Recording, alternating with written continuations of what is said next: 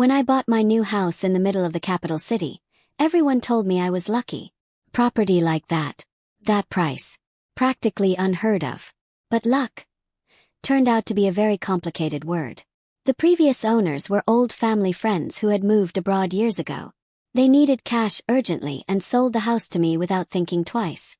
I signed the papers at the beginning of the month, grabbed my 3 dogs, packed my stuff, and moved in immediately. But the moment I stepped inside, I realized this place wasn't abandoned. It had been claimed. The house was a fixer-upper left mid-renovation. The main door didn't even have a real lock, just an old rusted padlock like you'd see on an empty warehouse. There was no front gate. Anyone could just walk in from the street. And apparently, someone already had. On my very first day, I walked into the garage and saw a motorcycle parked neatly inside, like it belonged there, like I was the intruder. I wheeled it outside and left it on the road. A few hours later, after I had a proper gate installed, a furious man started pounding the metal, screaming something I couldn't make out. I ignored him. After 15 minutes of slamming and yelling, he took the bike and disappeared. That should have been the moment I realized this neighborhood wasn't exactly friendly. But stupidly, I let it go. People blocked my gate often, assuming the house was still empty. A bold "no parking" sign fixed that. For a while things were calm. Last week, I was taking a shower when I noticed something strange.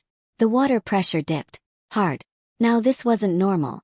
I had already checked all the plumbing when I moved in. Then I heard it, the sound of a pump humming loudly. But it wasn't mine. It was coming from the house next door. My neighbor was an older man who lived on the ground floor of a 3-story building he owned. The upper floors were rented out. I had heard from the previous owners that he wasn't thrilled about the house being sold. Apparently he liked things exactly the way they were. Silent, abandoned, and easy to take advantage of. When I bought it, I unknowingly ruined his little setup. Curious, I waited. When his pump finally shut off, I turned on a tap. My pressure was suddenly perfect again. It didn't feel like a coincidence. I tested it again the next day. Same result. Every time his pump turned on, my pressure dropped. Every time it turned off, my pressure returned. That's when something clicked. The water bills for this house had been unusually high for the past couple of years, even though the place was empty. My friends assumed it was from leaks. But the bills were too high to be explained by that alone. Leaks don't cause water pressure to drop only when your neighbor turns on his pump. This man was using my water. He had to be siphoning from my line. Quietly, confidently, and probably for years. For 3 days I couldn't think straight. Should I confront him? Should I go to the police? Should I let it go since water was cheap anyway? But it wasn't about the money. It was about the entitlement. This old man believing he had the right to use someone else's resources because he didn't want to pay for his own. I wasn't raised to let people walk over me. And I'm a 6-foot man with 3 dogs. I knew he'd never dare to try anything openly. So I chose a different kind of revenge. Something quiet. Something that wouldn't require me to raise my voice, lift a finger, or even step out of my yard. Something perfectly legal. I waited for the perfect moment. Came on a Monday. At around 7 p.m., I heard that familiar vibrating hum. His water pump had switched on. This pump was designed to push water all the way up to the rooftop tanks. It needed steady flow to avoid overheating. So I walked outside, turned the valve on my main water line, and shut it completely. Instantly, everything went silent. Then the pump roared back up, louder, hungrier, desperate for water. But there was none. And the old man's outdated system didn't have the modern shut-off mechanisms. His pump was about to run itself to death. I went back inside, made coffee, and waited. At around 3 a.m., shouting woke me up. Not normal shouting, panic shouting. Tenants rushing outside. Doors slamming. Confused voices echoing outside my window. The entire neighborhood had power and water. Except one house. His pump had burned out completely. The ancient wiring couldn't handle the non-stop electrical load. The whole system fried, fuses blew, and his tenants woke up to no electricity and no running water. In my country, water and electricity are considered essential services. Landlords are legally required to keep them functional. The tenants didn't waste a second. They called the police. Losing water is bad. Losing power is worse. But losing both, that's hell for a landlord. The police fined him heavily. More than he could afford. His tenants demanded their deposits back. One even moved out the next day. Within 48 hours, both upper floors were empty. The old man had lost every source of income he had left. 3 days later he came to my gate. He didn't shout. He didn't accuse me. He just asked quietly, "Did you turn off your water?" I looked him dead in the eye and replied casually, "Yeah, my plumber found a leak. I turned the supply off for a day." "Why, did something happen?" The look on his face. He knew. Oh, he absolutely knew. But what could he say? He couldn't admit he'd been stealing my water without confessing to a crime. He just nodded stiffly and walked back home. Next week, I'm having a professional replace all outdoor pipes and cap off anything leading near his wall. That man will never get a drop from me again. And the best part? He's moving out on Sunday, off to live with his daughter because he can't afford the repairs, fines, or an empty building. One quiet twist of a valve, and the nightmare neighbor problem solved itself. 2 birds, 1 stone. One very satisfying click. For the next couple of days, the old man kept his distance. His house was dark most of the time, and when his tenants came back to collect the last of their things, they didn't even look in my direction. They were furious, and honestly I didn't blame them. Their landlord had been stealing water from me for God knows how long. But I was the one they had yelled at in the middle of the night, asking if I had power and water. I told them I did.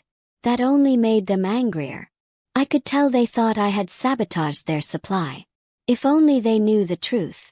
I didn't sabotage anything. I just stopped enabling it. On Wednesday morning, I saw the old man sitting on his front step, head in his hands. His house looked drained just like he did. No lights, no sounds. Just a broken pump sitting outside like a piece of rusted evidence. For a moment I actually felt bad for him. But then I remembered the first day I moved in. His illegal pump humming quietly in the background while my water pressure dropped and my bills skyrocketed even though the house was empty. He wasn't some harmless old man. He was sneaky, entitled, and very comfortable stealing from people too kind or too scared to confront him. I wasn't one of them. 2 days later, a silver car pulled up. A woman in her late 30s stepped out. His daughter. I recognized the expression on her face immediately. Anger mixed with embarrassment. They walked around the property together. Her voice loud and sharp, his quiet and defeated. At one point, she stomped toward the wall that bordered our houses, pointing at it aggressively. Even from my living room window, I could hear her. "Dad, you can't just tap into someone else's water line. What were you thinking?" I felt my eyebrow rise. So she knew. The old man muttered something I couldn't hear, but his daughter cut him off immediately. "No. I don't want excuses. Do you know how serious this is? You could have been arrested. And those tenants. They're filing complaints." She was furious, not because he had done something wrong but because he had been caught. At that moment, any sympathy I felt disappeared. He hadn't learned a lesson. He was just upset his scheme fell apart. Later that afternoon, someone knocked on my gate again. Not the angry banging from before, just a soft tap tap tap. I stepped outside and found the daughter standing there. She forced a polite smile. "Hi, I'm Mr. Khan's daughter." I nodded, keeping my voice neutral. "Yes." She cleared her throat, clearly uncomfortable. "Listen. My father says you shut off your water the day the pump burned out. Is that true?" I shrugged casually. "Yep. Had a leak in one of the pipes. Had to turn the main line off." Her jaw tightened. "Right. Well, I just wanted to check. Because, the whole situation has caused complications." I tilted my head slightly. "Complications caused by your father's actions." She inhaled sharply but held her polite expression. "Look, whatever happened is between you two. I just want to make sure you're not planning to take legal action. He's old. He can't handle more stress." I let out a small laugh. Not mocking, just honest. "Your father stole water from my property. For years. He violated my boundary, my resources, and my trust. But I'm not taking him to court. I don't need to." Her relief was obvious. Almost dramatic. "Thank you," she whispered almost too loudly. But before she could walk away, I added, "But I am fixing every pipe on my side. He'll never get a drop again." Her smile disappeared for a second before she forced it back. "Of course. Understood. We're moving him out anyway." And then she walked away without another word. By Sunday morning the street was busy. A small truck pulled up, and the old man slowly loaded his belongings inside. His daughter supervised everything. He didn't look at me, not once. But something inside me told me he wanted to. He just didn't have the courage. My 3 dogs watched from the gate, tails still but alert. Maybe part of me wanted him to try something, some final act of defiance, but he didn't. He just sat in the truck with his shoulders slumped and drove away. Just like that. The man who had been stealing from me for years was gone. The next day my plumber arrived. I had told him to examine every pipe, every connection, every possible outlet that left my property. What he found made my stomach twist. There were 2 small illegal joints installed behind the old storage shed, barely visible, running toward the neighbor's wall. One was old. One was new. He had been stealing from the previous owners. Then, when I bought the house, he had simply continued like nothing had changed. My plumber fixed everything. Cut every illegal joint. Installed new pipes with locks, insulated covers, and hidden access panels. If anyone tried to connect to my water line again, they'd either fail or get caught instantly. For the first time since moving in, the house felt peaceful. No bikes in the garage. No strangers blocking my gate. No sneaky pump stealing water. No angry neighbor watching me from behind curtains. Just silence. Real silence. My dogs noticed it too. They were calmer, more relaxed. Even I felt lighter, like the house could finally breathe. People often say neighbors can make or break a home. They don't lie.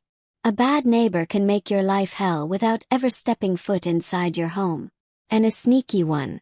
They're the worst kind, because they pretend you're the problem while they quietly drain your resources. Literally. Some people call what I did petty revenge. Some people call it karma. Some might even say I went too far. But here's the truth. I didn't yell. I didn't fight. I didn't break anything. I didn't steal anything. I didn't cross his property line. All I did was protect what was mine. One flick of a valve. One moment of accountability. One natural consequence. I didn't ruin his life. He ruined his own. I just stopped helping him do it. When the old man moved out, you'd think the story ended there. But endings are never that simple. Not when a neighbor has been silently draining your resources for years. Not when your home, your safe space, was being used without permission long before you ever stepped foot into it. Sometimes peace doesn't arrive quietly. It arrives in pieces. About a week after he left, I was watering the garden when I noticed an unfamiliar figure walking toward my gate. A young man, maybe in his late 20s, carrying a file under his arm. "Are you the new owner?" he asked politely. "Yes," I replied cautiously. He introduced himself as someone who had lived in the neighborhood for over 10 years. Apparently, he had heard about the old man moving out and was curious who the new resident was. But soon, curiosity turned into confession. "Honestly, your neighbor was a problem for a long time," he admitted. "He stole from everyone. Not just water, electricity, parking space, even groceries. We all knew, but nobody wanted to confront him. He'd been here forever, and we thought, what's the point?" I stared at him in disbelief. So it wasn't just me. He'd been stealing for decades, just quietly enough to get away with it. Did no one ever call the authorities? Yes. He shook his head. People tried. But he was an old man.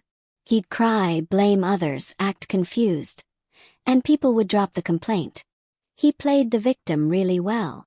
A chill ran down my spine. So that expression he gave me at my gate, the blank eyes hiding a storm, it wasn't guilt. It was habit. A mask he'd worn for years. And I had shattered it. Before leaving, The young man handed me the file he'd been holding.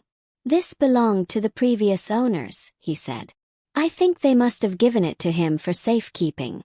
Maybe they forgot to take it. I figured you should have it." Inside was something the old owner never told me about. 2 written complaints filed against the old man for trespassing and property misuse. He had snuck onto their land too. He had siphoned their water too. He had harassed them when they tried to fix their pipes. They just never pushed legally because they pitied him. Pity. The one thing he never extended to anyone else. A couple of days later, my plumber returned to finish one last job, cleaning the old water tank on the roof. The moment he climbed down, his face was pale. "You're not going to believe this," he said, dragging me to the side of the house. Behind the back wall, hidden under decades of dirt, was a second pipe system running under my property and into the neighbor's basement. It had been there for years, maybe longer than the previous owners even knew. He wasn't stealing casually. He had built an entire system meant to take water from anyone who lived in this house. This wasn't petty theft. It was premeditated dependency. He had built his life around free water. My stomach twisted. This man hadn't been a misunderstood old neighbor struggling to survive. He had built a lifestyle on the assumption that no one would ever confront him. And in his mind, I was the villain, because I refused to continue being a free utility. 3 weeks after he moved out, I found a letter taped to my gate. Written in shaky handwriting. "You took everything from me. I hope you're proud." I stared at the note for a long time. Not angry. Not happy. Just tired. He truly believed I was responsible for his downfall. Not his illegal siphoning. Not his lack of upkeep. Not his refusal to pay for basic utilities. Not the consequences of his own actions. Some people spend their whole lives blaming everyone but themselves. I folded the note, placed it in a drawer, and decided that was the last emotional energy I'd ever give him. As weeks passed, the house slowly transformed, from a place people treated like an abandoned playground to a real home. My dogs slept peacefully without strange footsteps on the other side of the wall. My water pressure stayed perfect. My bills dropped.